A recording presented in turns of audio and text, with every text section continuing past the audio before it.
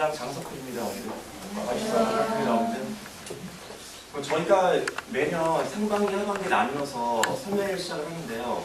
올해 같은 경우에 상반기에 한 번 벌써 진행을 한 상태고요. 아마 계신 분 중에서 오신 분들 계셨을 거예요. 오늘은 그 당시에는 아마도 상반기 때다 보니까 뭐 특목고려니 자사고 이런 형태에 대해서 많이 궁금하셔가지고 대거 많이 참석해 주셨거든요. 근데 오늘 같은 경우 보니까 시기점을 봤을 때 뭐 특목고 자사고는 거의 다 이제 확정이 된 상태라서 아마 그쪽 분들은 거의 오시지 않으셨고요.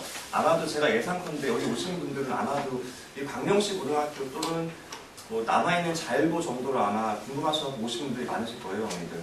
어쨌든 저희가 준비한 자료가 몇 가지가 있는데요. 어머니들 일단 저희가 설명드리는 내용 들어보시고 궁금하신 내용은 차후에 계속해서 질문 좀 많이 좀 부탁드릴게요. 일단 오늘 저희가 준비한 자료를 설명하실 저희 학원 부원장님이시고요. 박수 한번 부탁드립니다.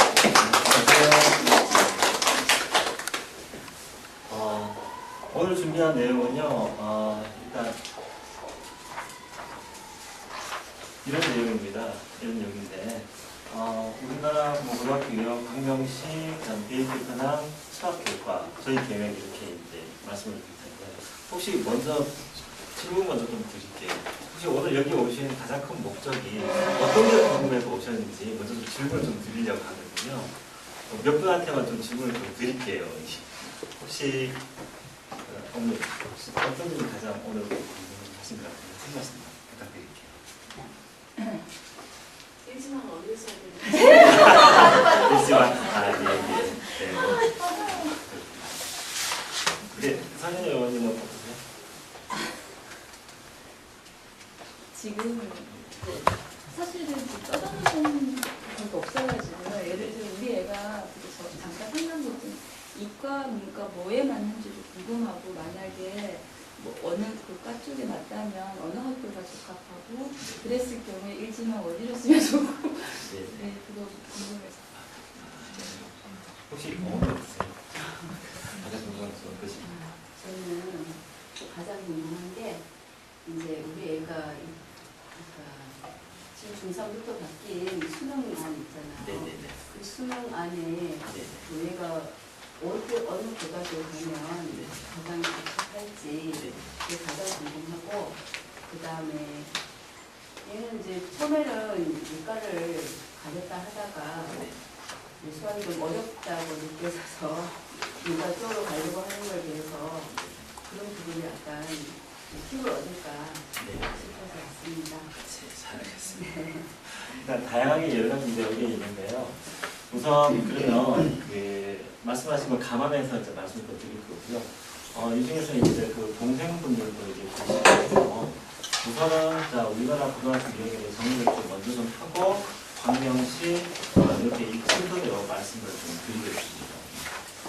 그러면 일단 원서 접수 시기에 따라서 이제 고등학교가 이렇게 분류가 되는 거예요.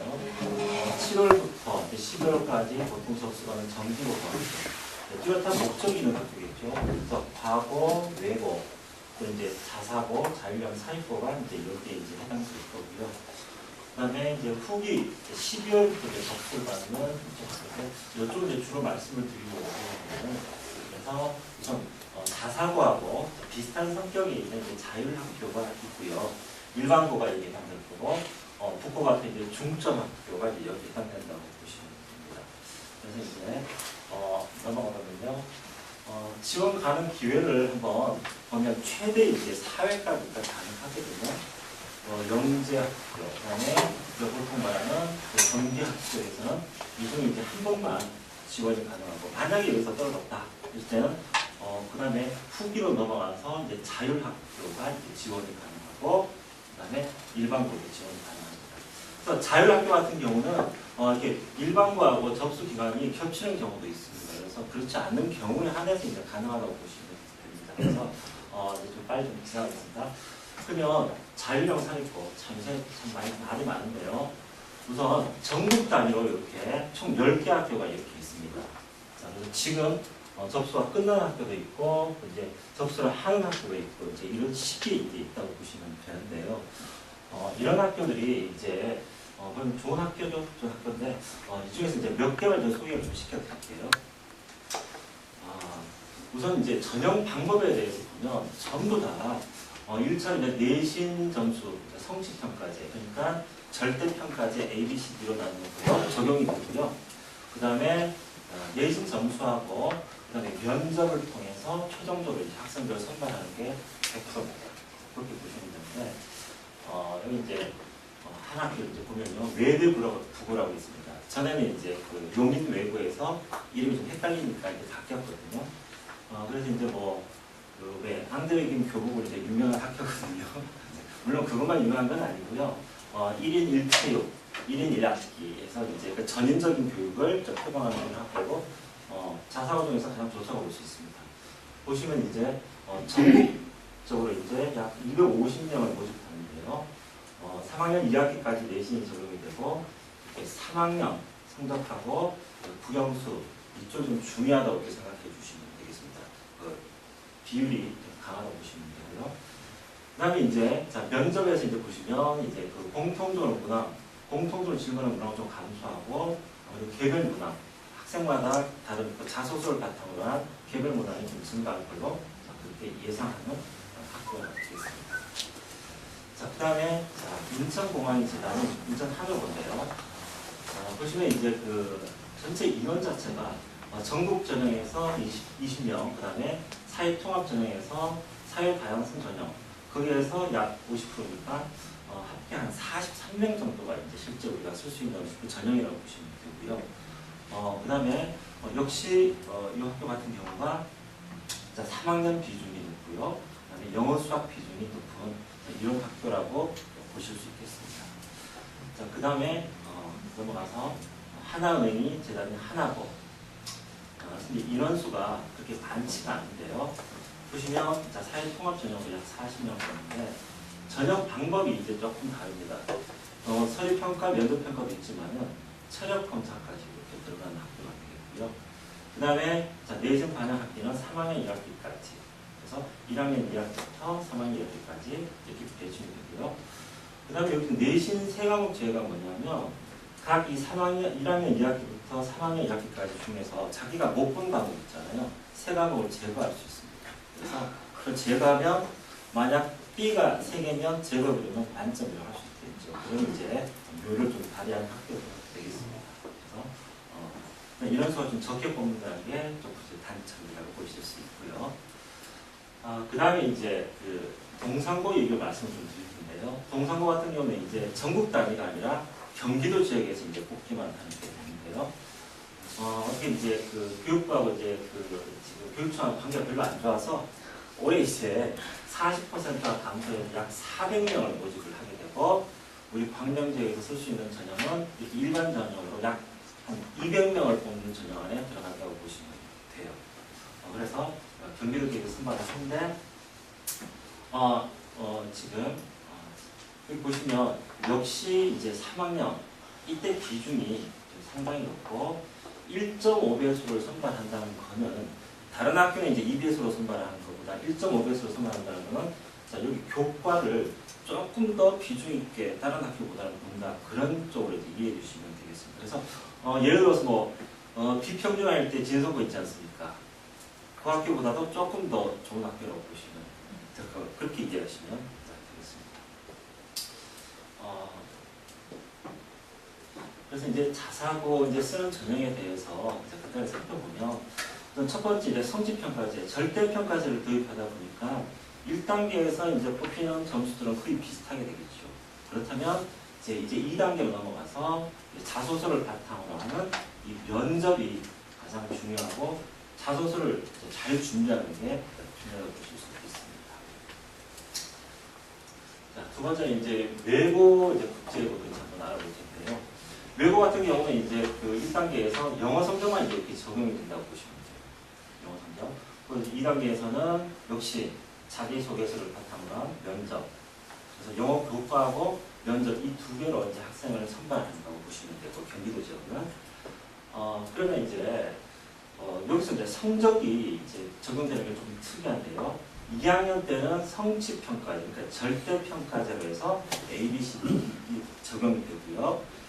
중3 때는 석차 백분율을 이용한 9등급제가 이제 적용이 된다고 보시면 돼요. 그러면 지금 이제 여기 2학년 때 급간 차이를 보면 보통 4점씩으로 이루어져 있고 그리고 중3 때는 자 1등급, 2등급 사이 4% 이하까지는 40점, 11%까지는 30%, 1.4. 자, 그 다음에 뭐 2.8, 4.8, 그것까지 좀 커지거든요.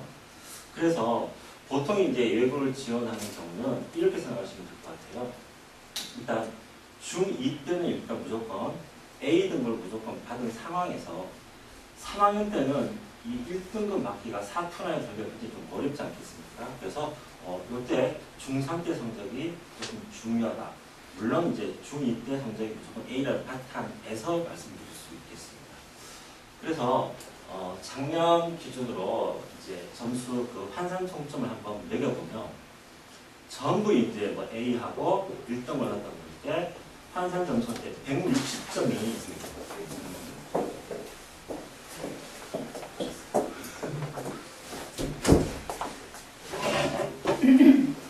160점이 이제 만점이거든요.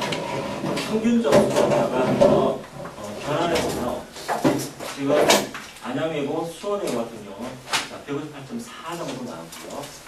그냥 김포외고랑 과천외고 같은 경우는 154 정도. 자, 이렇게 이제 이 정도 나오는데 실제 올해 같은 경우는 경쟁률이 좀 높아질 겁니다. 그렇다면 이 평균 점수가 더 올라갈 걸로 그렇게 예상할 수 있습니다. 그래서 이제 그 외고도 이제 전국적으로 이제 31개가 있는데요. 31개 중에서 이제 서울대 학교 순위를 전체적으로 보게 보면 지금 5위, 6위, 7위가 이제 고양외고, 안양외고, 경기외고 이런 순서로 이렇게 대학생들이 서울대를 이렇게 들어갔다고 보시면 되고요. 근데 이제 안양외고라든지 이런 학교들이 다른 학교보다 좀 많이 가는 이유는 이과반을 이렇게 운영한다는데 기여한다고 볼 수 있는데요. 실제로 외고에 있는데 이과반을 어떻게 운영을 하느냐 그게 문제인데 우선은 문과 과목을 수업 시간에 다 들어야 돼요. 다 듣고 예를 들어서 학기 중에는 방과 후 수업, 그다음에 방학 중에는 방학 수업 또는 이름을 좀 바꿔서 예를 들어서 뭐 수학 경시반이다 이런 식으로 해가지고 이제 운영이 되고 있는데 실제로 이제 이런 그 교과 자체가 상당히 높게 문제가 출제가 된다고 보시면 돼요. 그래서 이제 뭐 전체 다겠지만은 이제 외고를 가도 수학이 중요해서 보통 수학은 1학년 과정 보통 거의 다 마치고 간다고 보시면 돼요. 그렇게 이제 형성을 보십니다. 자, 그래서 외고도 마찬가지로 성취평가제 이런 형태를 많이 적용하다 보니까 면접에서 이제 변별력이 증가하는 상태가 되고요. 역시 자사하고 똑같이 자기소개서를 바탕으로 한 면접이 가장 중요하다고 보실 수 있겠습니다. 그런데 이제 좀 정리를 정기고등학교를 조금만 이제 해드릴게요.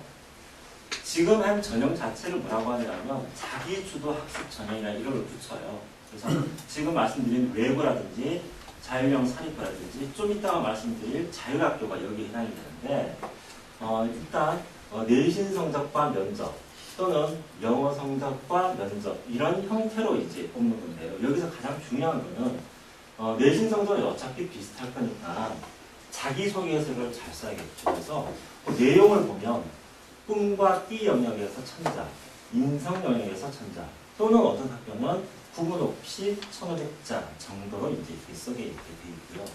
이제 그걸 토대로 해서 평가를 한 게 자기소개서 학생들 1차 뽑고 그다음에 개별 문항 그런 걸 이제 면접을 보는 전형인데 지금 보통의 자사고하고 외고 국제고가 전부 그렇게 이루어진다고 보시면 돼요.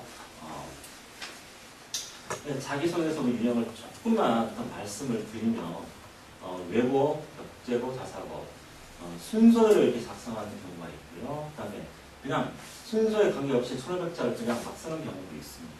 그래서 학교마다 조금의 차이가 있기 때문에 그런 것들은 학교의 특성을 보고 조금 더 이제 접근을 할 필요가 있어서 저희 학원 같은 경우는 이제 그 필요성을 좀 느껴서 이번 12월부터는 이 자기소개서 반을 개강할 생각입니다. 그래서 중1, 2 대상으로 그렇게 이제 시작을 하니까 많은 성원 좀 부탁드리고요. 지금까지 이제 그 정기고를 간단하게 이제 정리를 좀 해봤는데요. 보시면 정규학교들이 이제 좋긴 좋은데 이제 다 좋다고 이제 볼 수는 없는 노릇이거든요.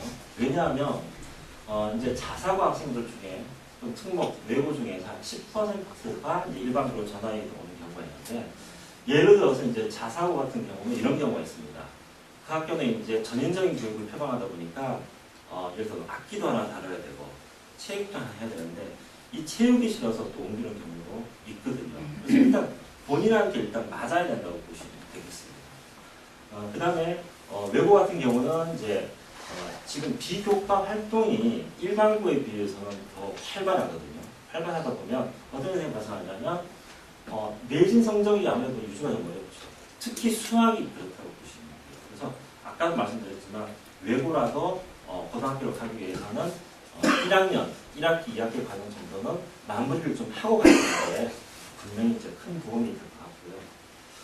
그래서 이제 이 일반고 가는 것도 크게 나쁘지 않다고 생각하는데 일반고에 유리한 이제 수시, 일단 말씀드리겠지만 요 전형에서 학생부 교과, 학생부 종합이라는 학생 내신 성적과 이제 교과 비교과를 통합한 이런 전형이 좀 늘어나고 있다고 보시면 되거든요. 그래서 일반고도 괜찮다 이렇게 말씀드릴 수 있고, 이제 수능이 전반적으로 이제 전에보다는 좀 쉬워진다고 보시면 돼요. 그래서 꼭 정규가 좋은 것만은 또 아니다 이렇게 말씀드렸습니다. 결국은 선택이라는 것은 이제 결국 고등학교가 어디가 중요하다가 아니라 대학을 어딜 목표로 어떻게 효과적으로 가느냐, 그게 가장 중요한 것 같습니다.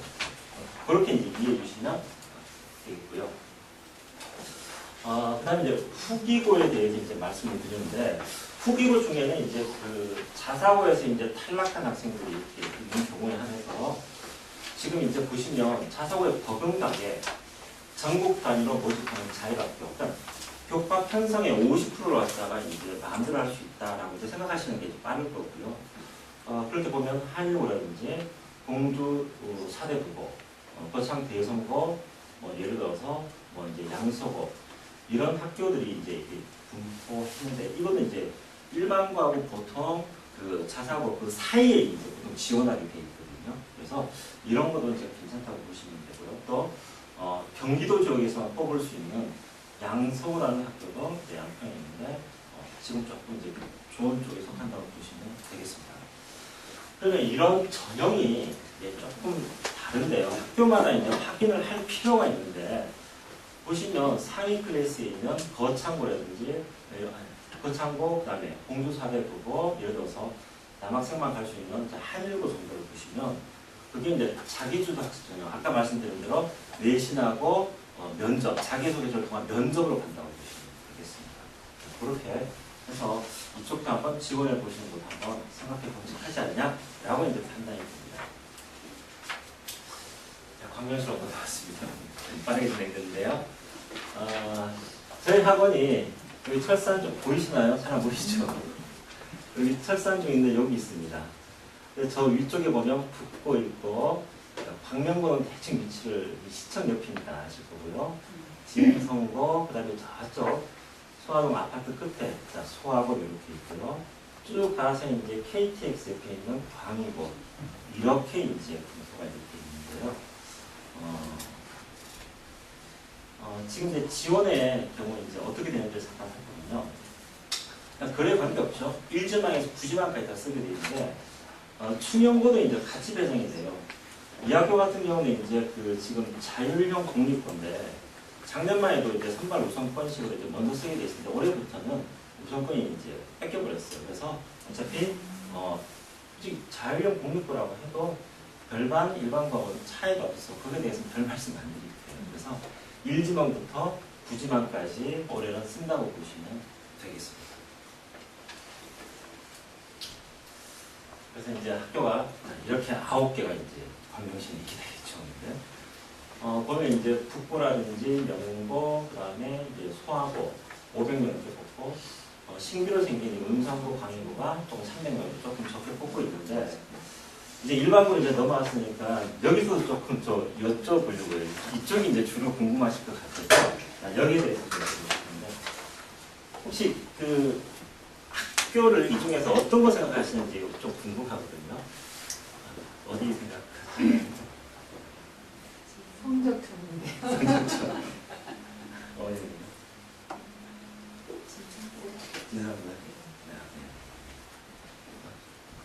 어디 좀 생각하세요? 저요? 네. 저도 진성고 쪽이나 아니면 차라리 거기가 안 된다면 집에서 가까운 네. 네, 광명고. 광명. 네. 알겠습니다.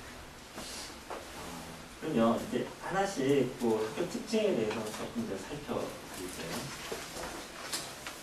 우선 광명고부터 말씀드릴게요.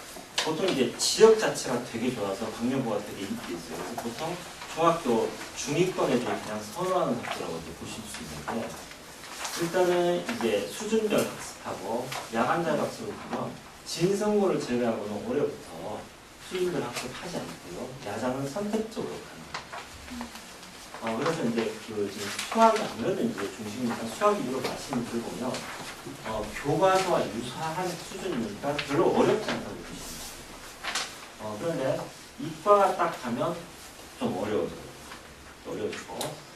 근데 문과 특징을 조금 보면 문과 같은 경우가 이제 그 쉽긴 쉽고 또 진도가 다른 학교에 비해서 많이 느립니다. 그래서 예를 들어서 보통 2학년 때까지 해서 문과 같은 경우 끝났는데 이 학교 같은 경우는 3학년까지 좀 늘어지다 보니까 수능 대비하기가 조금 어렵지 않느냐 그런 단점이 좀 있는 학교라서 그냥 학생들하고 선생님들 관계는 뭐 비슷하다, 뭐 별반 다른 학교하고 차이 없다 이 정도로 이제 느껴지는 게 보통이고요.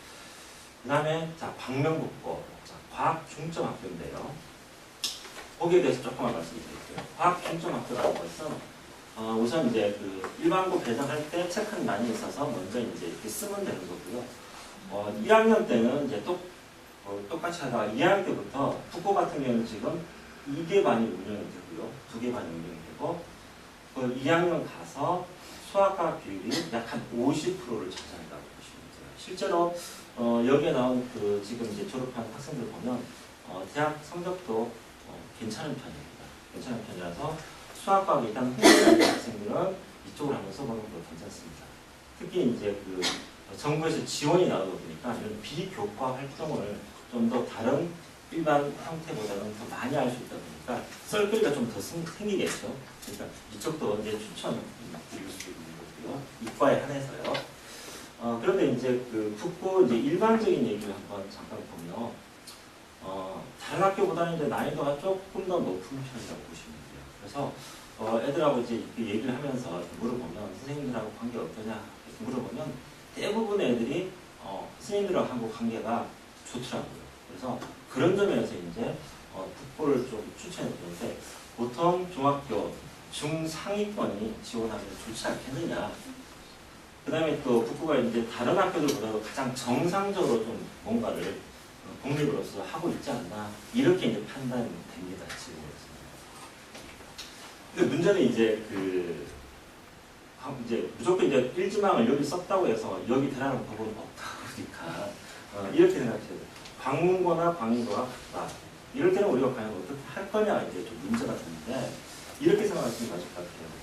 이쪽은 시험 자체가 어렵지 않다 보니까 일단 가면 내신 성적은 일단은 최상층으로 최대한 끌어올릴 수 있는 끌어올리는 게 맞을 것 같습니다. 그래서 그 대학 입시를 했을 때 그 학생부 전형, 그러니까 학생부 교과나 학생부 종합으로 그 대학을 가는 방법을 취하는 게 가장 좋은 방법이지 않느냐 이렇게 판단이 좀 있고요.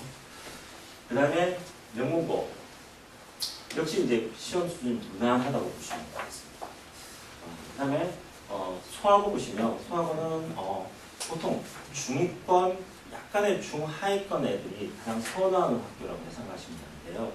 그거는 아마 이렇게 생각하더라고요. 내가 물어보니까 왜 거기를 생각하냐 할 때 거기 가면 내신을 좀 잘 딸 수 있을 것 같아요 라고 이렇게 얘기를 하더라고요. 그런데 실제로 이제 전에보다는 시험 수준이 조금씩 올라가요. 또 범위도 좀 많아요. 이번 2학기 같은 경우는 진도 순서가 순차적으로 안 가고 중간부터 나가고 이 앞쪽으로 또 시험 범위가 들어가고 이런 현상이 좀 발생하더라고요. 그래서 내신 따기가 그렇게 쉽지는 않다 이렇게 이제 판단할 수 있습니다. 그 다음에 문상고가 자 보시면 전체적으로 이제 쉽게 간다고 보시면 돼요. 근데 이제 이름이 광명시 여기 하나 있는 지금 이제 고등학교 중에서 혁신학교인데 보통 이제 혁신학교라는 게 이제 예를 들어서 학생들이 참여하는 수업, 뭐 토론식 수업 이런 걸 좀 지향하는 쪽이 강하거든요. 그런데 뭐 지금 성과는 미미하다고 보실 수 있겠습니다. 자, 이제 진성고인데요. 이제 이 학교면 수학, 영어, 상중하로 수준별 수업을 이렇게 하고 있습니다. 그런데 일단 이건 1학기 때는 그냥 보통 정도의 난이도였어요. 근데 이건 2학기 때부터 난이도가 굉장히 좀 높아졌습니다. 그래서 서술형이 45점 만점인데 고1 평균이 8점이에요. 그래서 지금 전체 평균은 40이 안 될 것 같습니다. 고2 같은 경우는 평균이 5점이고 지금 평균이 한 32점, 33점 이렇게 하니까 그럼 문제는 뭐냐면 이제 평균화된 다음에 이제 난이도 조절을 좀 해야 되는데 제 입장에서는 그걸 좀 실패했지 않나 이렇게 판단되고요. 그래서 기본 교재도 교과서보다 훨씬 어려운 이제 정석으로 이제 쓰고 있거든요.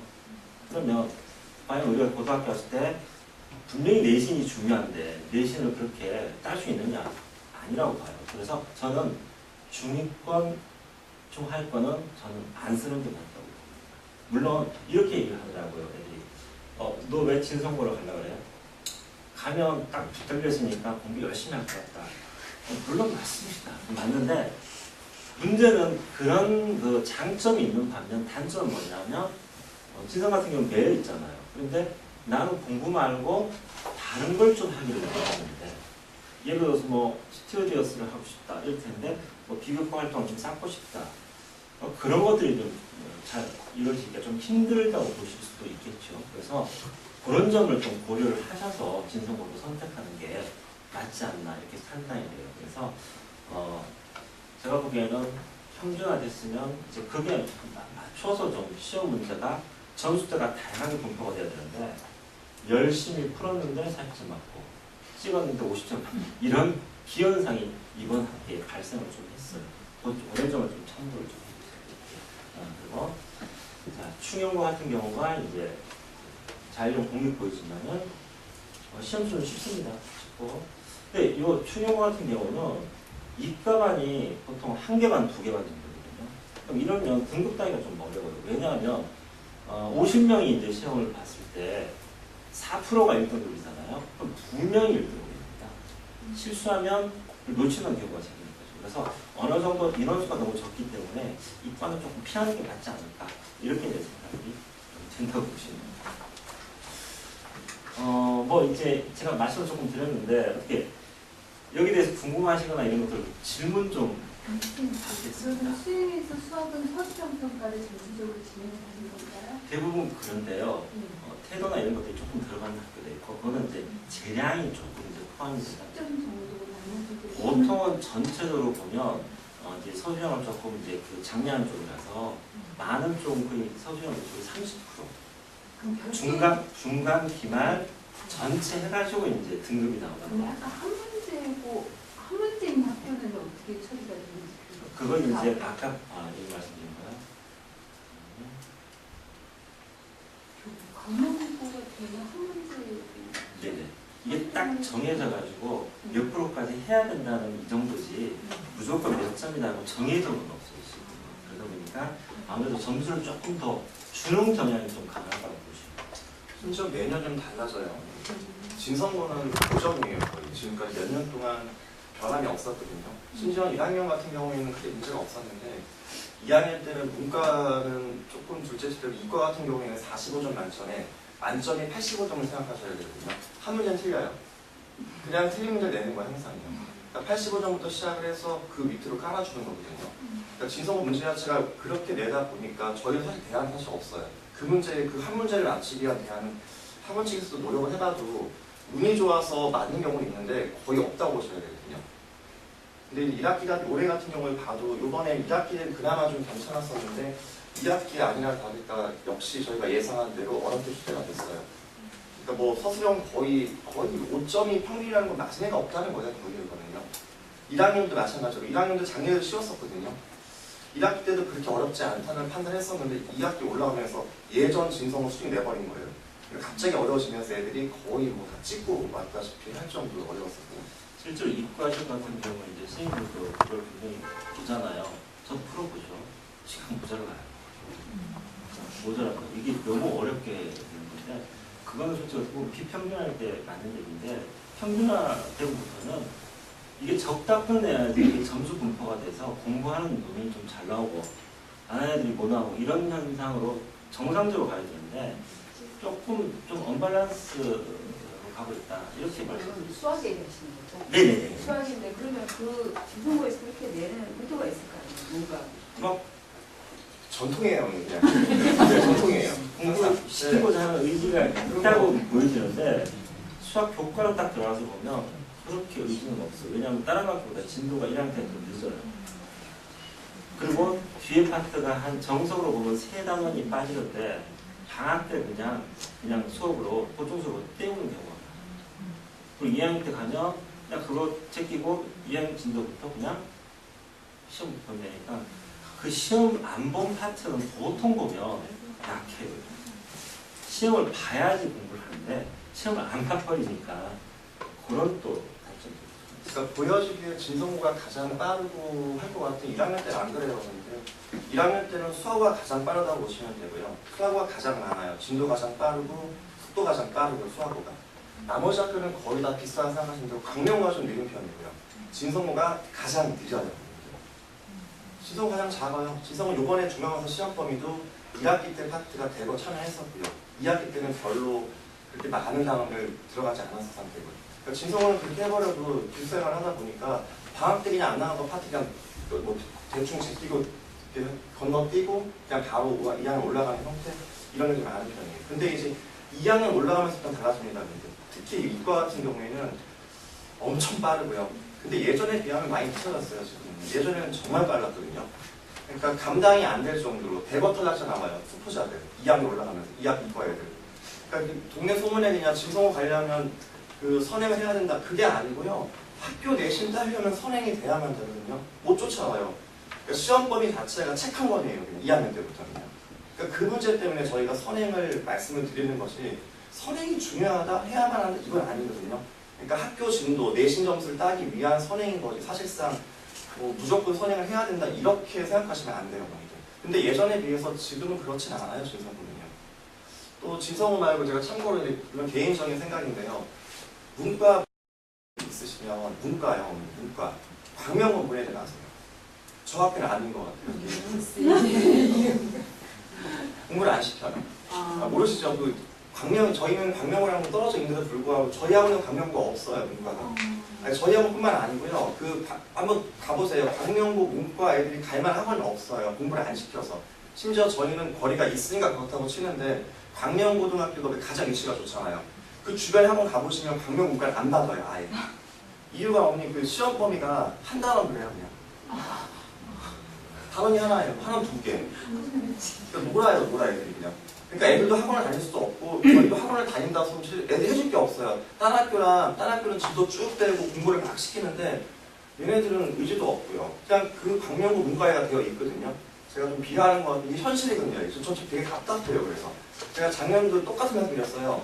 애들한테 말씀드리는데 내가 얘기하는 게 제발 광명고 가지 마라 그래요. 저한테.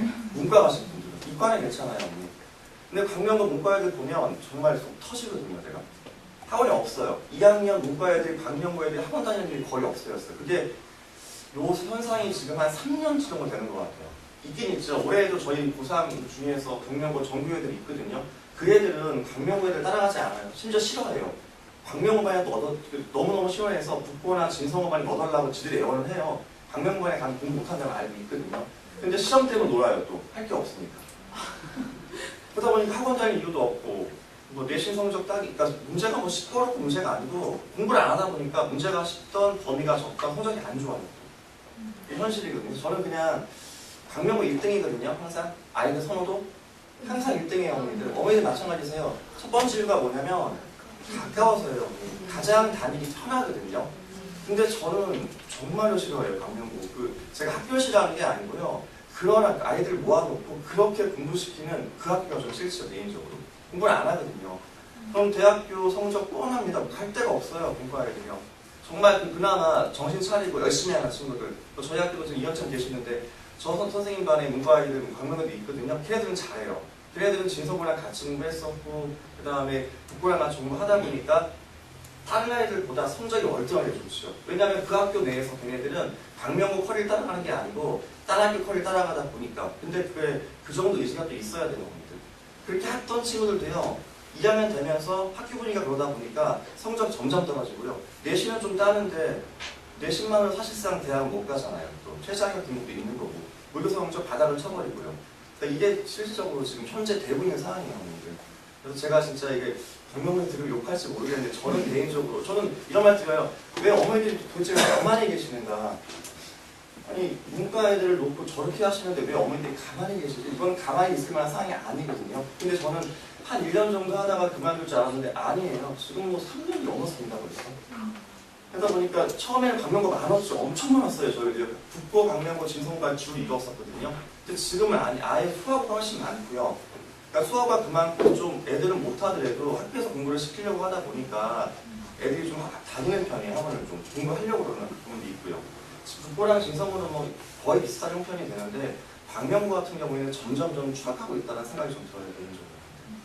그래서 저는 욕을 먹을지언정 광명고 문과를 만약에 차후에 보낸다고 생각하시는 분들은 저는 광명고는 정말로 추천하고 싶지 않아요. 그런데 그게 또 허점일 수 있으니까 반대로 말하면 또 그런 친구들은 또 가서 또 본인이 정신 차리고 거기에 저기 따라가지 않고 혼자 커리지하고 또 다른 학교 쪽으로 이렇게 생각을 하면서 공부를 한다면 분명한 장점은 있어요. 근데 아이들이 그게 쉽지가 않더라고요. 충영고 예를 또 잠깐 들으면 유명한 친구 있어요. 그 올해 또 고3인데요. 이 친구도 올해 보니까 그 책자에도 얘가 혼자 막 계속 나오더라고요. 유정이라는 친구가 있는데 이 친구는 전략적으로 충영을 간 친구예요. 충영고 가서 얘가 지금 3년 내에 정규 1등을 하거든요. 얘는 고민하지 않고 대학 가요. 내신 성적 퍼펙트 하고요. 그냥 웬만한 대학 쓰면 아마도 거의 다 붙을 거예요. 물론 모의고사 안 좋아요. 근데 안 좋은데도 불구하고 걔는 갈 대학이 많아요. 서울대 지원했고요. 벌써. 그 당연히 걔는 붙을지 안 붙을지 모르겠지만 서울대부터 일단 지원했고 나머지 대학들 소위 말하는 인류대학들 다 지원이 가능한 친구예요. 그렇게 전략적으로 가는 친구가 아니라면 한 번쯤은 고민을 해보실 필요가 있는 것 같아요. 그래서 그러면 이제 이렇게 질문하세요. 그럼 어디 보내요? 글쎄요, 저도 잘 모르겠어요. 다만 학교의 특성이 그렇다는 걸 아셔야 될 거예요. 문상고 친구들하고 물어보면 그래요. 외관이 내신 따라요. 진짜 가서 열심히 할 거야? 마음은 있는데요. 어머니 분위기 아시죠? 분위기가 아이들 많이 바꿔놓거든요. 그러니까 들어갈 때는 몇 점 차이 안 나고 들어가요. 진성고 들어가는 친구랑 사실상 뭐 더군다나 뭐 지금은 평균화 형태가 됐으니까요. 들어갈 때 몇 점 차이 안 나요, 정말. 그런데 들어가서 아이들이 달라집니다. 보통 뭐 한 학기까지는 정신차리고 조금 해요. 근데 시험 자체가 보면 이제 광문고 같은 경우가 되게 쉽거든요. 그러면 공부를 안 해요. 그냥 하루 한 이틀만 공부해도 교과서 한번 다 보잖아요. 솔직히. 그러면 90점 나오네. 그럼 그 다음에 예를 들어서 대충 해도 되겠네. 이런 생각으로 흘러가니까 우선 저희가 이제 전부 다 이제 북고나 이런 학교를 갈 수 있는 건 아니기 때문에 만약에 다른 학교로 갔을 때는 계속적으로 실력을 조금 유지할 수 있게 계속 동기부여 뭔가를 좀 해주는 게 분명히 필요하다. 그렇게 이제 말씀드렸습니다. 한 10개 대학에 그 광명시에서 학교가 학생들에게 정시학과 수시기회가 어느 정도 되는지 알 수 있어요? 이제 사이트라고 하시면 아시겠지만 강명시 모든 고등학교가 매년 입시에 대해서 이제 합격자를 이제 붙이잖아요. 어머니. 두 학교밖에 몰라요. 저희도. 그게 진성고랑 북고만 항상 외부적으로 알려졌고요. 나머지 모든 고등학교는 알려지지가 않거든요. 아예 그게 찾을 수가 없어요. 그나마 예를 들어서 광명고 같은 경우에는 사이트적인 없고요. 교문 가보시면 플랜카드 붙어 있어요. 교문 가시면 플랜카드 정도 붙어 있는 정도. 수학도 마찬가지예요. 교문 가시면 플랜카드 정도 붙어 있는 정도거든요. 아무도 외부로 발설하지 않고 그냥 플랜카드 정도만 붙여 있는 정도 알 수 있고요. 나머지 고등학교는 더 심합니다. 그나마 진성고랑 북고 정도가 이제 사이트도 올려놓고 이제 대외적으로 이제 좀 자랑도 하고 뭐 이렇게 한다고 생각하시면 돼요. 정시랑 수시랑 비율까지는 정확히 모르는데요. 저희가 이제 대략 예상컨대 현재 비율이 대충 한 6대4 정도? 조금 더 전체로 보면 6.5와 3.5 정도 이제 수시 비율이 더 높지요. 정시보다는요. 그런데 이제 현역이죠. 재수 제외하고요. 현역 애들을 봤을 때 수시로 가는 비율은 현저히 낮습니다. 현저하게 낮아요. 수시 비율은요. 정시가 더 높다고 생각하셔야 될 거예요. 그게 이제 예전에는 더 심한 상태가 좋은 친구들 모아놓고 관리 안 하는 거. 수시가 학교에서 관리 안 하면 못 가요. 내신 성적이요. 이거 아까 잠깐 얘기를 들었지만 어느 때는 학년 평균 80점 나와버리고 어느 때는 30 나와버리면요. 그거 아무 조절 못해요. 그거 망치는 거거든요. 그거요.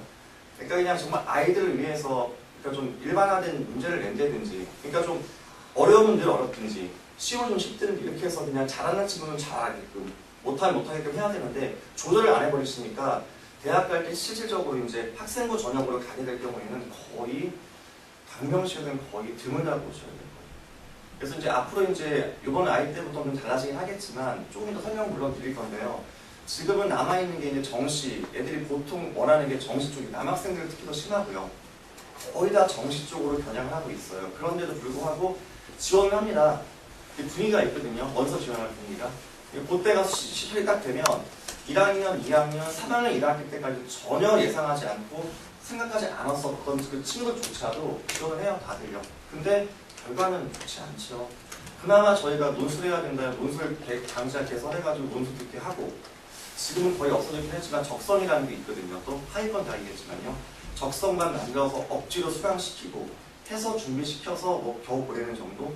그렇게 생각하셔야 될 거예요. 그래서 이제 뭐 진성고랑 국고 정도만 저희도 대충 알고 있고 나머지 고등학교는 잘 몰라요. 저희도. 내년에도 진성고랑 국고가 그렇게 뽑긴 할까요? 내년까지는 하지. 그렇죠. 내년 아니 내년이야. 평주가 되고 난 근데 그럼에도 불구하고 아직까지는 올해가 두 번째였는데요. 올해는 조금 나아진 편이고 작년에는 물론 되게 심했어요. 특히 진성고 간 친구들 보면요. 올해는 그나마 좀 벌어진 편인 것 같아요. 올해는요. 근데 잘하는 친구들은 어머니들 괜찮게 잘해요. 현재 고등학교 2학년 친구들 봐도 진성고 보면 잘하는 친구 상당히 많아요. 하위권이 바닥을 깔아준 형태가 돼서 그렇지 예전에는 전 친구가 잘했었거든요. 지금은 바닥 깔은 친구들 그러니까 관리를 나눠서 한대잖아요. 60명만 따로 관리하고 이런 식으로요. 그러니까 아예 들어갔을 때부터 관리 대상 친구들이 있고 그렇지 않은 친구 나뉘어서 관리하는 형태. 그건 이제 대외적으로 하지는 않지만 그 안에서 살펴보면 그런 현상이 많이 벌어진다고 해요. 여기 뭐 강문고 같은 경우에도 다 미달이었잖아요. 원래 비평미달 완전 미달이었어요. 강문고 같은 경우에는요.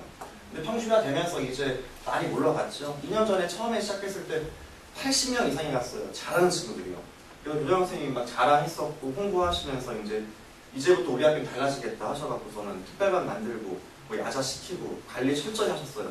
딱 6개월이요. 네, 정확히 6개월. 그 이후 2학년, 그 이후 2학년이 돼버리고 올해 마찬가지였거든요. 많이 갔어요. 엄청 많이 갔어요. 잘하는 친구들. 그러니까 진성어 떨어진 친구들이 강문고랑 명문을 가장 많이 가더라고요. 그러니까 저희는 뭐 잘 정확히는 모르겠고 저희 학원에 비춰보면 잘했던 친구들이 진성고나 국고를 떨어졌을 경우에 가는 고등학교가 보통 강문고나 명문을 많이 갔었어요. 근데 그 친구는 되게 잘하는 애들이거든요. 근데 한 6개월 정도는 관리 잘 받는다는 느낌이 있는데 2학기 되면서부터 또 뭐 그냥 또 명문회가 되어 있고 또 보면 또 강문고에 되어 있고 막 이런 현상이 벌어지는 게 사실이에요. 그래서 계속 그러니까 정말 그 12월 되면 그때 막 어머니들이 진짜 많이 물어보세요. 어떻게 해야 됩니까? 그러니까 특히 2월 달에 발표가 나니까 이제 중간에 공부 열심히 시키다가 듣고 나서 정말 한숨 쉬시고 이제 우시 정말 정말 많이 오세요. 네. 진짜 많이 오시고 애들도 많이 울고요. 어머니도 되게 많이 속상해하세요. 많이 또 가요. 그래서 또 심지어 서울 쪽으로 또 가셨다가 다시 오는 경우도 있고요. 저 질문하고 싶었는데요. 말씀하시는 게 광명시 고등학교 굉장히 암울한데 그러면 서울로 가게 되면 근처에 어느 고등학교로 가는 건 없어요? 그러니까 제가 광명시를 암울하게 말씀드리는 건 아니고요, 어머니. 그러니까 결론은 뭐냐면 그 서울 쪽이요, 그 개봉 쪽으로 좀 가는 경우가 있고요. 우신고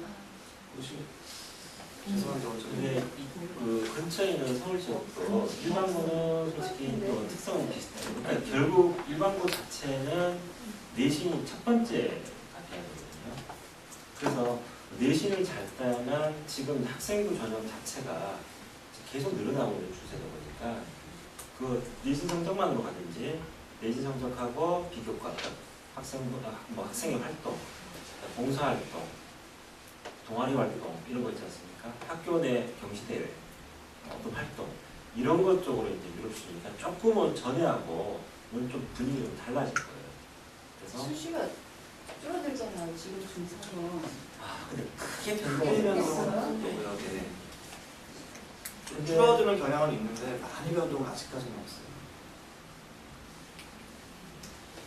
진성 아까 그 수학 관련된 부분, 특히 내신 부분을 이제 이해 못할 만큼 이렇게 어렵게 내서 그렇게 하는데 뭐 내신은 일단 제쳐놓고요. 모의고사 수능 부분에서는 어때요? 그거는 다른 학교하고 별반 차이가 없어요. 차이가 없나요?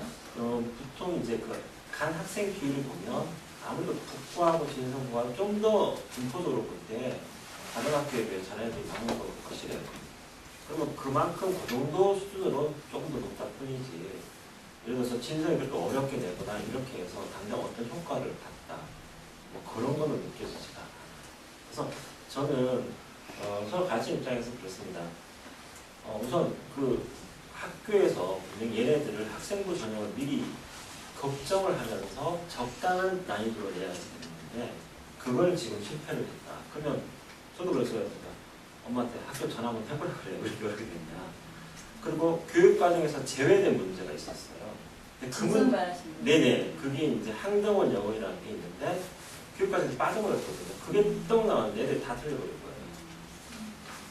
어떤 애 찍어서 맞았어요.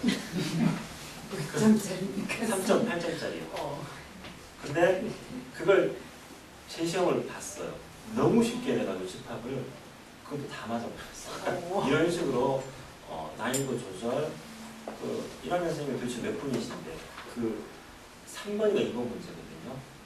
그 교육 과정 빠진 것도 모르는지 저는 분명히 심할 생각이 되지 않아요. 그렇게 판단이. 저기 선생님 말씀 들어보면 학생부 성적으로 대학을 갈 것 같으면 오히려 국고가 더 유리한 게 아닌가 하는 생각이 어떤 드는데요. 관점에서. 진성부가 그렇게 난이도 조절 안 하면 그러니까요. 그래서 그런 점을 힘든 거 아니에요? 네 맞습니다. 그래서 그 점을 염려해 주셔야 돼요. 근데 이게 문제는 뭐냐면 1학기 때는 그 다른 그 북고 정도의 수준으로 시험 문제가 나왔어요. 평균이 예를 들어서 전체적으로 볼 때 한 60점 이렇게 왔다 갔다 갑자기 2학년 2학기 딱 되면서 교감생인지 교양생인지 한번 쫙 한 거예요. 이렇게 내라. 그랬더니 이게 점수가 갑자기 팍 떨어진 거예요. 그러니까 그런 조절을 할 수 있는 거는 솔직히 학교마다 그 운영위원회가 있지 않습니까? 그런 그 어머님들하고 그런 커뮤니케이션이 조금 있어야 되지 않느냐. 그래서 제가 한마디 전화하라 그래요. 왜 이런 식으로 했냐고 좀 따져.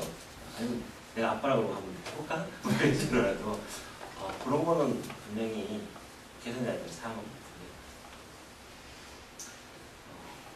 그래서 일반고를 갔을 때는 가장 중요한 게 학교 내 활동, 내신 이 우선적으로 해야 돼요.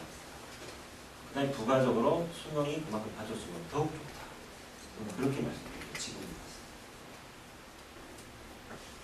평준화가 됐어도 그 진성부하고 강북이 그나마 분위기는 좋다는 얘기인 거죠. 그럼요. 그렇죠. 유지하죠.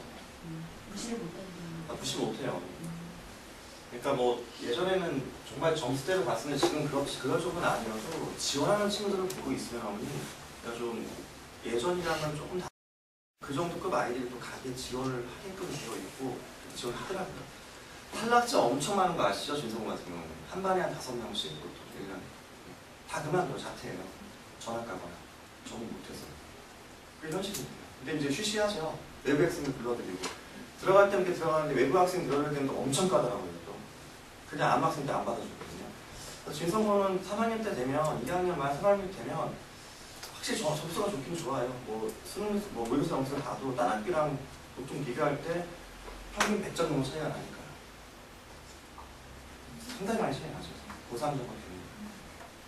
그거는 예전에 지금 뺏게 돌지 않고 그거는 시험 가서 간 친구도 있으면 고3이니까 차이가 많이 달라지는데 뺏게 돌고 나서는 이게 평준화가 되니까 학교 수준을 맞춘다고 애들을 다 지금 내가 부산한 애들이 지원을 한다고 해서 그 애들이 다 거기 붙어주는 게 아니라 교육 평준하니까 평균치를 맞춰야 되니까 어차피 잘하는 애들도 떨어져서 다른 학교 가게 되고 그러니까 지금 고 1, 2는 어차피 수준 차이가 많이 고3하고 많이 나지 않나 이런 말씀이신 근데 현재 지금 보면 고2 친구들 진성고를 보면 잘하는 친구 상당히 많아요.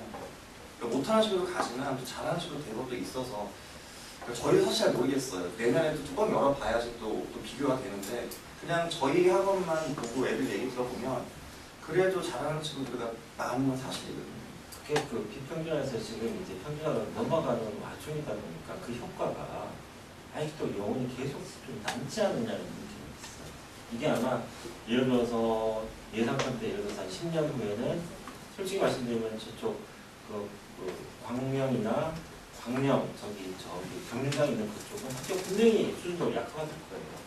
그리고 아파트 쪽에 있는 운산고나 수화고나 이런 학교들 분명히 올라갈 거 맞을 것 같아요. 그거는 지역적으로 이제 그때는 물건이가 다 된다는 입장인데 지금 같은 경우는 이제 그 비평준화의 그런 여운이 계속적으로 그 밑에 아니라 평준화에도 미치고 있지 않습니까? 분위기 자체나 애들 수준도 뺑뺑이 돌렸지만은 그래도 그 안에서는 잘하는 애들이 좀 많이 가더라고요.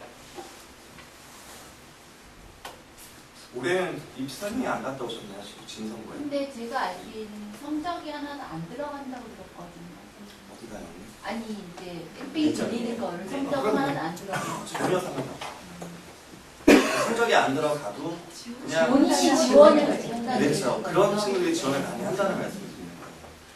근데 또 그렇게 다른 쪽 애들 보면 공부 좀 잘하면 쓰면 된다 이렇게 얘기도 하는데 과연 뭐 그런 게 있는지는 확인을 못했어요. 근데 그런 얘기가 살짝 들리는 거예요. 고2 과정에서는 교과 과정에서 벗어나는 문제, 어려운 문제, 교과를 벗어나는 게 아니라 난이도가 높은 문제들이 많이 나왔나요? 진성고가 말이죠. 네, 진성만. 일단은 벗어난 건 네, 아니고 난이도가 네, 어렵죠. 아까 말씀드린 4점짜리 정도, 고 수능 15점짜리. 4점짜리 정도. 15점짜리. 그리고 수능 수준이 수능 4점짜리 수준으로 네, 나오는 그 거예요. 이상이죠. 4점짜리는 난이도가 이제 그래서 뭐 맞춰내기라는 건데 거기는 서술형이죠. 어떻게 보면 그거는 좀 쉬운 뭐 논술형 문제라고 해도 그냥 없는 정도로 이상한 것들이 나와요. 근데 1학년 같은 경우는 이제 수학에 대해서 준비를 하라고 이렇게 점수 평균을 낮출 수는 있는데 2학년 갔을 때 본격적으로 이제 수능에 나오는 범위이기 때문에 이제 어느 정도 문제 수준이 되고 수능에 많이 도움이 되는 문제들이 많이 나오는 거가 좀 궁금해요. 교육과정 고3 전문제. 객관식 문제 같은 경우는 그래도 도움이 좀 많이 좀 수능형으로 나오니까 때문에 아까 보셨지만 45점 만점에 보통 작년에는 3문제 나왔다고요. 오늘은 또 4문제를 냈더라고요. 작년에 15, 15, 예를 들어서 15 이렇게 된다. 올해는 10, 10, 10, 15 이런 식으로 좀 분리를 해서 4문제를 했는데 그게 이제 그 중에 이제 어떻게 보면 저기 교과서 보면 예를 들어서 뭐 창의 사고적 이런 거 하나 뚝 있을 수도 있고 그런 뭐 논술형의 문제가 나오기 때문에 그쪽 파트는 수능에 크게 관계는 또 논술 전형하고는 연관성이 없거든요. 그게 이제 논술 전형 자체가 뭐 워낙 광범위하다 보니까 그렇게 이거 뭐 연관성이 있다 이렇게 말씀드릴 수 없어요. 그냥 좀 하나 정도는 무조건 아까 원장님 말씀하셔서 하나는 일단 무조건 좀 기존 깎고 들어가는 이런 분위기. 전교에서 예를 들어서 90점 넘는 애가 뭐 한 명이다. 이제 학생 반에서는 예를 들어서 60점 우리가 한 명이다. 이런 식으로 조절을 뭐 분명히 학생 입장에서는 저는 안 좋다. 저기 이과 수업 진도가요. 그나마 좀 안정적으로 진행되는 학교는 어떤 학교가요? 예상을 지금 하는 것뿐이지 솔직히 올해부터 없죠. 수학이 네. 개정됐잖아요. 근데 뭐 예전 지금까지 봐오면 그냥 국보가 안정적으로 갔었고요. 진성은 워낙에 빨랐었고요. 빨랐다가 다시 뭐 이제 국보 수준으로 좀 내려간 상태고요. 지금은 현재 상태를 보면 거의 똑같다고 보시면 돼요. 이과는요. 별반 차이가 없어요. 성형부가 조금 느린 편이었어요. 그 성형법 응시법이 있잖아요. 네. 그것 때문에 이제 무조건 팍팍 나갈 수는 없고 시험은 예를 들어서 그 선행검칙에 맞춰서 시험을 보되 진도는 좀 더 빠르게 나갈 여지가 분명히 있어요. 근데 이거는 아직 그 나가보질 않았고 지금 고1 애들이 고2가 되면 이때 이제 저희가 이제 파괴되고 그때 또 발빠르게 또 저희가 움직여야 되고 이런 내년에 어려움이 진성권을 1학년 때부터 이과과를 나눠서 20단계, 20단계로 늘려서 수학을 수업을 하신다고 그랬거든요. 설명해서. 그런데 그거를 뭐 사립이다 보니까 약간 변칙적으로 하는 경우가 많아요. 아니요, 공개적으로 말씀하셨어요. 그렇게 모니까를 1학년 때부터 우리는 나누겠다. 시술을. 전에도 이제 그 갔다 오셔가지고 어머니 물어보시면 이렇게 하겠다는데 맞냐 그래서 그런가라고 했는데 실제로 보면 또 그렇지 않은 경우도 망하게 돼서 한번 더 기다려봐야 하지 않나. 그러니까 설명회 다녀오신 내용이랑 실질적으로 3월달부터 이제 오픈해서 입학시킨 다음에 내용이 달라진 경우가 상당히 많아요. 그래서 저희가 저희도 참 애매해요. 듣기는 꽤 들었는데 진짜 이렇게 할까 하다가 처음에는 좀 가요. 그런 부분이 3월달 뭐 4월달 좀 가다가 또 뭐 다 없어져 버리면 이름도 많아지고 해서요. 올해도 많았었잖아 얘기요. 그 진성고 애들 아시죠? 절대 안 외우고 읽고 한 달에 한 번? 다 없어졌어요 지금. 다 나오고 있고요 아니고요. 뭐 그런 식으로 뭐 워낙에 뭐 이렇게 어필을 하고 저렇게 어필을 하면 저희가 듣는 얘기나 실질적으로 3월달부터 애들이 들어갔을 때 상하는 어떤 형태라면 되게 많이들 달라져서 저희도 꼭 그렇다고 말씀 못 드려요. 그리고 뭐 예를 들어서 뭐 방학 때 이제 보충 수업이나 평가 수업 하는데 이름 자체가 이제 5.154 프리반이라고 얘가 인터넷으로 열심히 클릭해가지고 되게 됐어요.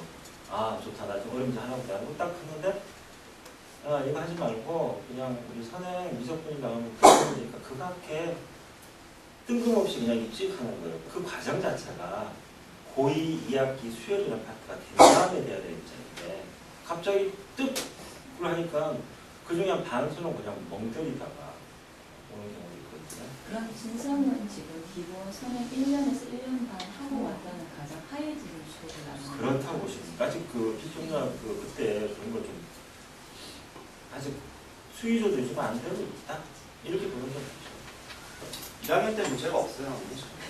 전혀 문제가 없어요. 진도가 느려요. 다른 학교에 비해서. 그 선행이랑 2학년 때를 사실 대비하기 위한 거거든요. 그러니까 정보 없이 그냥 진성을 갔다가 예전에 그랬었다니까요. 1학년 때는 느려요, 진도가. 그러니까 그냥 저 별거 아니네 하다가 올라갔는데 갑자기 시험 범위가 1학년 때는 뭐 이를테면 뭐 40페이지라고 가정하면 2학년 때는 200페이지 이렇게 돼버리는 거예요. 그러니까 되게 넘어가버려요. 그런 거예요, 오늘 결론. 1학년 때는 빠른 학교가 아니에요, 진도가. 난이도가 좀 있을 뿐이지 진도가 빨라서 못 쫓아가는 이런 건 없어요. 2학년 때부터 이제 빨라진 거죠. 그래서 이제 보통 이제 국고가 가장 정상적으로 좀 나가고 나머지 학교들도 정상적으로 나가긴 나가되 이 난이도와 이런 걸 좀 조절을 좀 하는 거죠. 근데 이런 그 관문이나 강의 같은 경우가 너무 쉽게 내가지고 변별력부터 또 이것도 안 생기는 경우가 생겨요. 또 쉬우니까 공부 안 하거든요. 또 이번에는 또 관문고가 무슨 바람이 불었는지 고2 이과 시험이 갑자기 또 엄청 어려웠어요. 여기도 선생님이 30점대예요. 그래서 왜 이럴까? 좀 저도 살펴보는데 아직 왜 그랬는지는 잘 모르겠고 전반적으로 이과는 다 어려워요. 모든 학교가 이과 같은 경우에는 정상적으로 운영을 많이 하세요. 이과 반드시. 강명고도 어렵고요. 시험은 쉽지 않아요. 결코 쉽지 않아요. 강명고도요. 그러니까 진성화 유독적 어렵다라고 얘기를 드리는 게 맞고요. 다른 고등학교도 이과 시험이 쉽다라고 말씀드릴 수밖에 없는 것 같아요.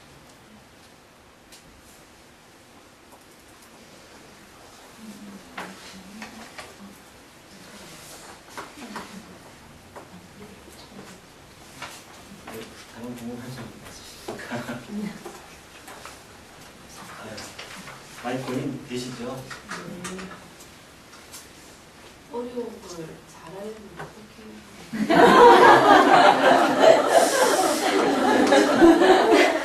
수학 전문가 입장에서 일단 그 대입이 못한데 이제 그 다음으로 말씀드릴 거는 이제 대입 개편하고 수학 얘기를 조금 더 말씀을 드릴게요. 그러면 아무래도 그 고등학교 공부의 끝이 이제 그 수학이잖아요. 수학에 의해서 결정이 나는 거니까 어떻게 나가는지 한번 다시 한번 참고해 주십시오. 대입 개편화, 대입 개편화 바뀌었는데요. 전형 방법, 입학하는 방법이 이제 수시 4가지, 점수 4가지로, 2가지로 이렇게 줄었습니다. 옛날에는 다 틀렸어요. 근데 이게 4가지, 2가지 형태로 바뀌었는데요. 여기에 대해서 조금 이제 말씀을 다시 한번 좀 드리겠습니다. 수시는 이제 그 수능 이전에 9월에 이제 접수를 해가지고 수능 전에 예를 들어서 뭐 논술을 볼 수도 있고 어떤 학생부 전형이나 이런 걸 통해서 뽑는데 보통 전체의 한 60%를 뽑는다고 보시면 되고 여기 한 40%를 보시면 되거든요.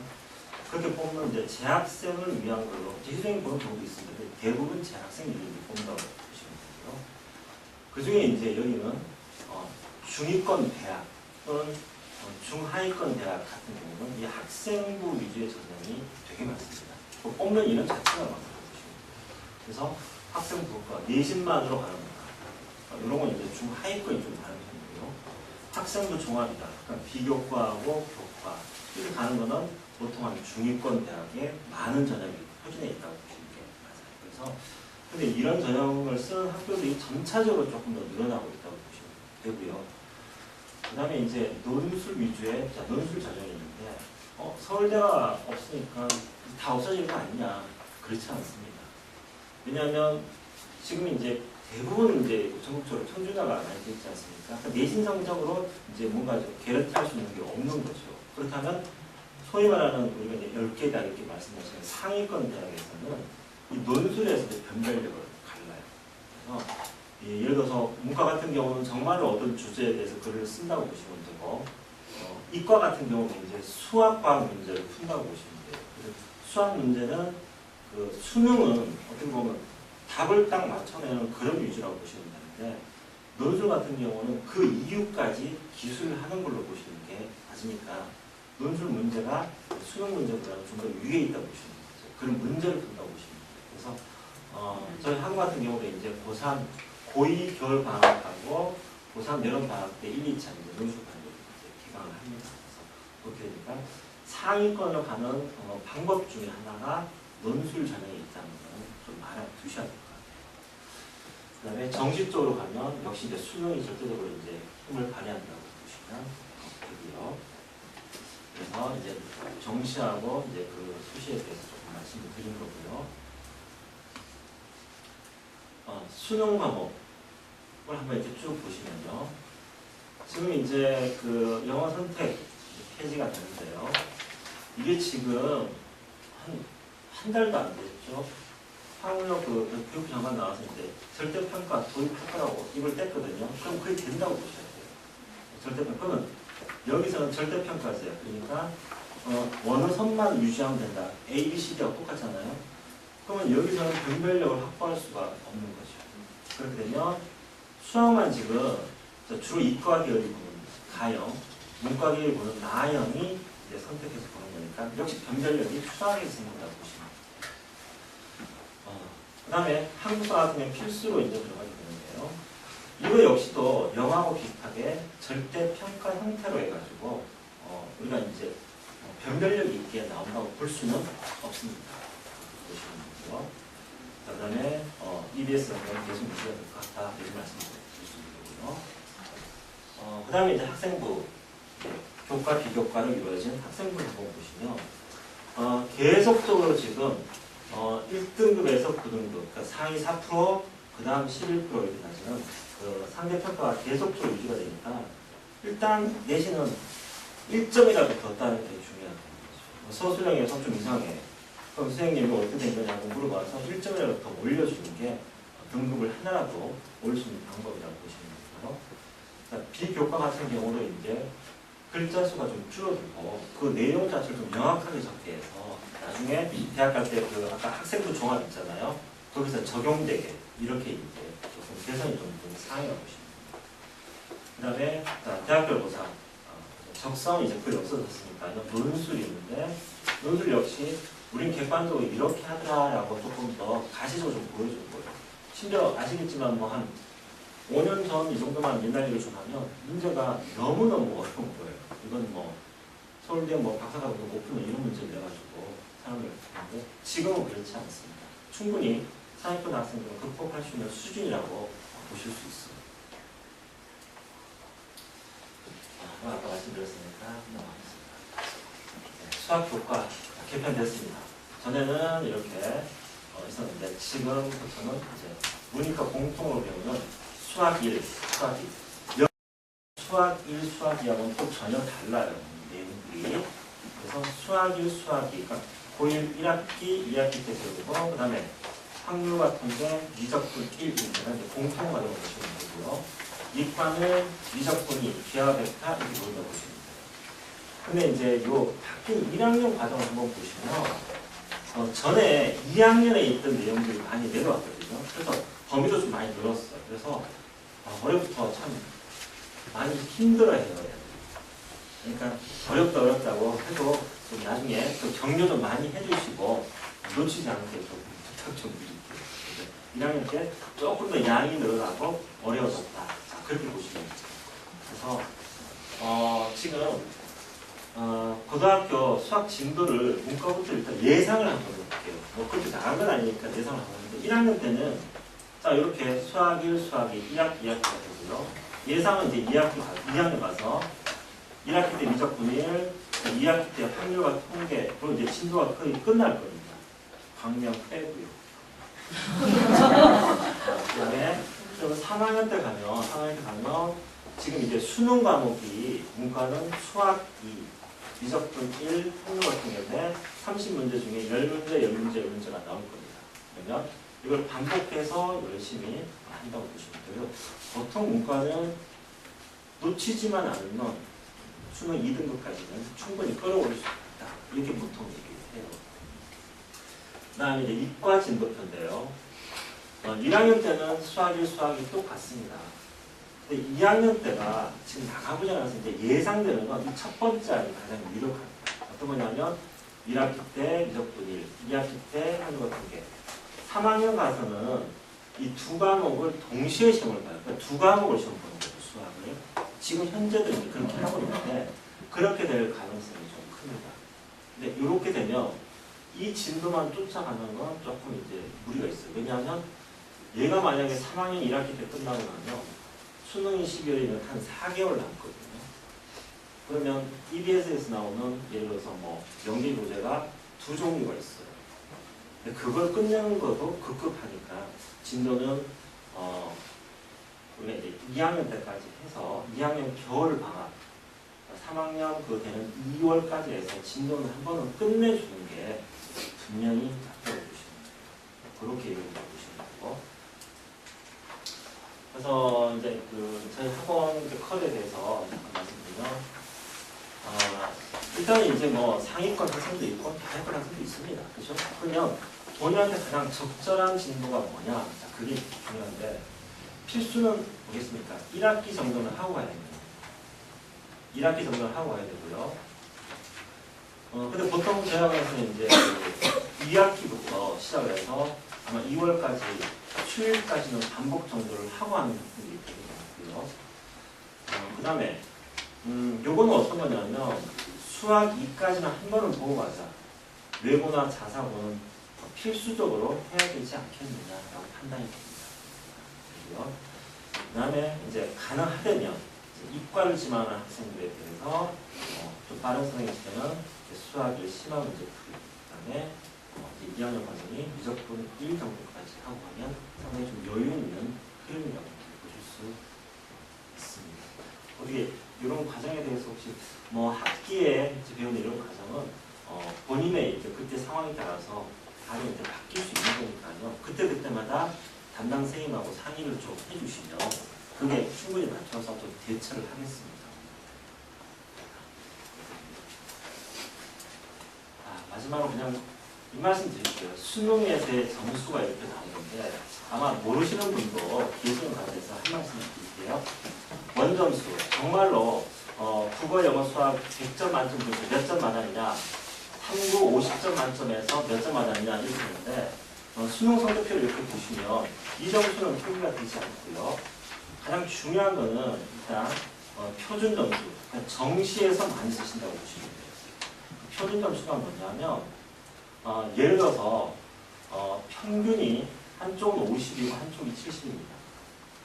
근데 이 친구는 원점수가 60이고 60이라고 하면 보시면 평균에서 멀리 떨어지면 떨어질수록 성적이 더 높게 나온다는 얘기예요. 쉬운 얘기로 어려운 시험을 잘 보면 훨씬 더 점수가 높게 나오는 분포라고 보시면 돼요. 그런 형태라고 보시면 되고요.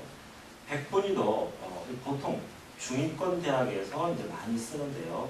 100분위. 그러니까 한 과목을 봤을 때 전체 100으로 봤을 때 내 아래 몇 명이 있냐는 얘기죠. 그래서 예를 들어서 75%라는 건 내 아래에 75%가 있다는 얘기예요. 그렇게 보시면 되고요. 그 다음에 이 등급 같은 경우는 아까 말씀드린 대로 이제 수시에서 주로 쓰는 개념인데요. 수시에서는 1등급에서 9등급까지 이제 표준 점수를 기준으로 해서 나눕니다. 나왔을 때 상위 4%, 그 다음 11%, 그 다음 3% 이런 식으로 이제 분포가 되는데요.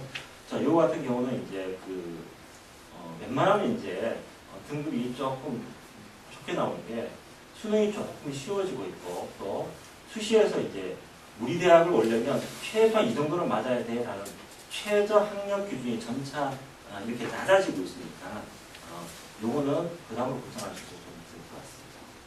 그래서 결론적으로 말씀을 드리자면요. 고등학교 일단 대입을 생각하시고 가장 애기들한테 자녀들한테 가장 적절한 학교를 선택을 해주시길 부탁드리고 저희는 거기에 충분히 부응할 수 있게 열심히 노력하겠습니다. 감사합니다.